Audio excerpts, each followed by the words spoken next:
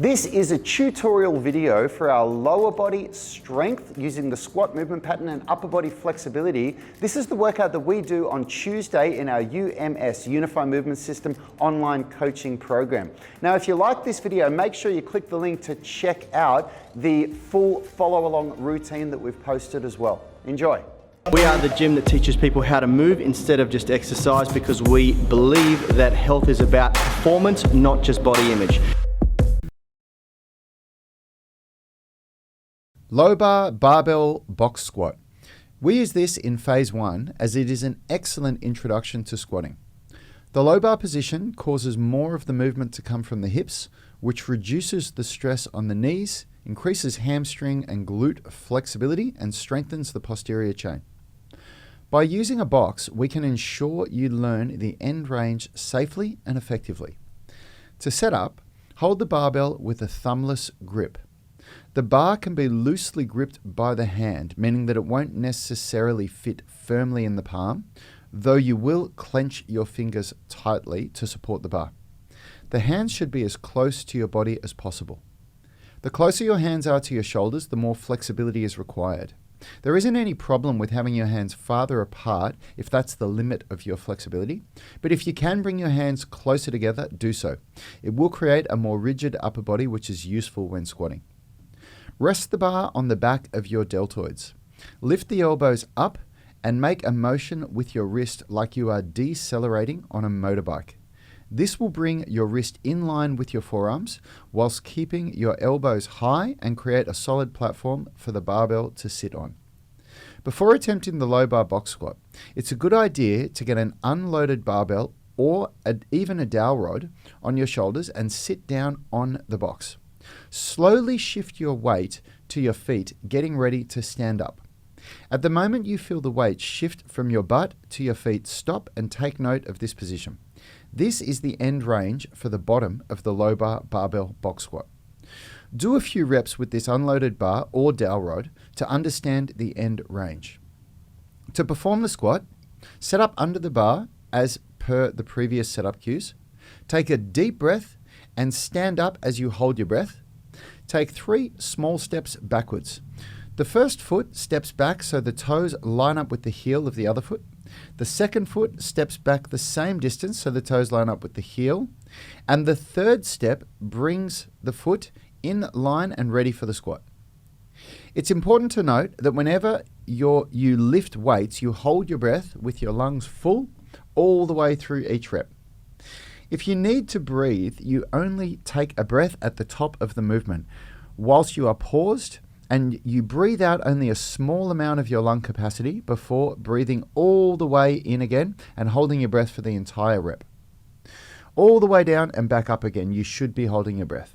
If you can hold your breath for several reps, this is recommended. We do this because breathing out causes the body to relax, reducing strength potential. When you squat, you want your body tense and strong. Mastering this breathing technique is critical for maximal strength development in all weightlifting movements. After the setup, the 3 cues to think of when you perform a low bar box squat are chest up and elbows up, drive the hips back, keep the knees out. Hey there, in case we haven't met, my name's Rad Burmeister. I'm one of the founders of Unity Gym and creators of the UMS, Unify Movement System, where we make people strong, flexible and fit all in 1 hour workouts. Now the video that you're watching is just a portion of the UMS online coaching program. You can grab a 1-month trial, a 30-day free trial, if you click the link in the description of this video. Now of course, if you like this video, please click the like button, share it with your friends, and consider subscribing to the channel. We post videos like this every week. And if you want to get started with us at all, you can grab one of the blueprints below here. There's the strength blueprint, the flexibility blueprint, the at-home workouts blueprint. We've got a whole bunch of really great freebies that you can get. Or if you want to grab one of our programs, you can grab one of our standalone programs like the 18-minute stretching routine, flexibility masterclass, or Gymnastics Rings masterclass, to name just a few. And as I said before, if you're ready to jump in, really take your results to the next level and see what this amazing UMS online coaching program is like, grab the 30-day free trial where you'll get coached by myself, Richard, and my brother Yanni. Whenever you want, you can upload videos to the private group that we've got, and you get access to the full program. 6 days a week of training, 6 different workouts in the week, and new workouts every 4 weeks. Shoulder dislocates. We use these in phase 1 of the UMS to develop exceptional shoulder mobility. At first, it can seem very challenging. Over time, you will see improvements and the movement will become smooth. Start with a wide grip, and as you develop mobility, bring your hands closer together. Your grip can remain loose, but your arms must stay straight at all times. Do not let your elbows bend. The movement should be smooth and deliberate. Make sure to take the scapula through its 4 positions throughout the movement: elevation and depression, protraction and retraction. Protraction is moving away from the spine. Elevation is moving upwards. Retraction is when the scapula moves towards the spine. And depression is when the scapula moves downwards. The 3 cues to think of when doing this movement are: hold the dowel rod in front of you with a pronated grip. Keep your elbows straight at all times. Protract, elevate, retract, and depress scapula as you move. Air standing calf raise. We use this in phase 1 to build up load tolerance in the calves before progressing to more challenging exercises in later phases of the UMS. Calf strength is an essential part of athletic performance. Set up by standing comfortably. As you raise up, make sure your weight is over the balls of your feet and be intentional with your end ranges. The 3 cues to think of are: raise up onto the balls of your feet slowly, pause at the top, lower down slowly. Anterior chain stretch.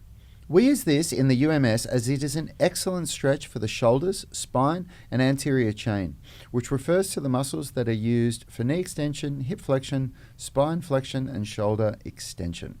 Basically everything that is being stretched out during this movement, right through the arms, down the front of the body, and into the legs. The most important part of this stretch is to relax. If you're particularly stiff, this can feel uncomfortable and a challenge. Over time, it will become relaxing and easy. Make sure the rings are set high enough that when you hang, your knees and hips are off the ground. Let your feet relax into plantar flexion and relax your shoulders.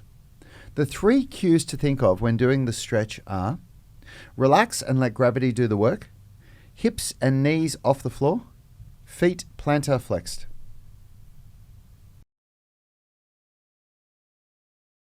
Fitball hamstring curl. We use this to strengthen the hamstrings, calf, and glutes and prepare the body for more challenging bodyweight hamstring exercises in later phases of the UMS. Lay down on your back with your feet on the fitball, arms beside you with palms facing up. Push the hips up as high as they can go and hold them there as you pull your heels towards your butt. Hold for a brief moment and then slowly straighten your legs. If this is too challenging for you, you can drop your butt back down to the ground between each rep so that you get a moment of relaxation.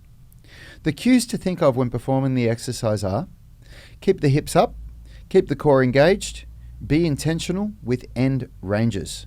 The end ranges of this movement are when your legs are completely straight and also when your feet are pulled right into your butt, not being able to pull them any closer with maximal contraction in the muscles. Bent knee hollow body hold. We use this in phase 1 of the UMS as it is an excellent way to strengthen the abs whilst developing postural awareness. A common mistake people make when performing ab exercises is that they try a progression that is too challenging for them and miss the point of the movement. The bent knee hollow body hold is an excellent way to feel how to engage your abs and build strength the right way. To set up, lay on your back with your knees bent to 90 degrees. Lift your head off the ground by bringing your chin to your chest.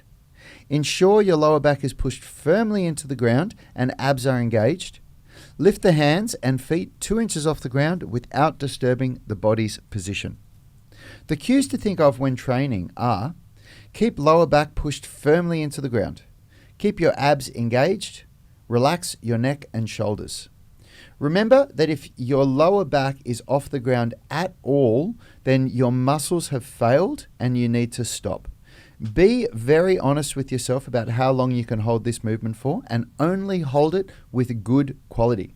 If all you can do is 10 seconds, that's fine, but try to gradually increase the hold time with quality until eventually you can hold for 60 seconds. Side step up.